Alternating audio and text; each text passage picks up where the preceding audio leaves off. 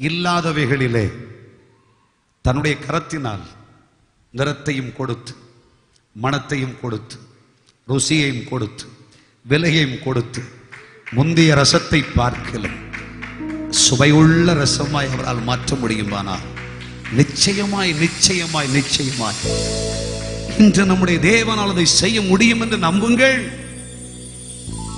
ஆமென். எத்தனை பேர் இதை ஏற்றுக்கொள்ளுகிறீர்கள்? ஐயா, என் வாழ்க்கையில் ஒன்றும் இல்லை, இருக்கட்டும். நிறமும் இல்லை, மனமும் இல்லை, குணமும் இல்லை, பணமும் இல்லை, எதுவும் இல்லை, ஒன்றும் இல்லை.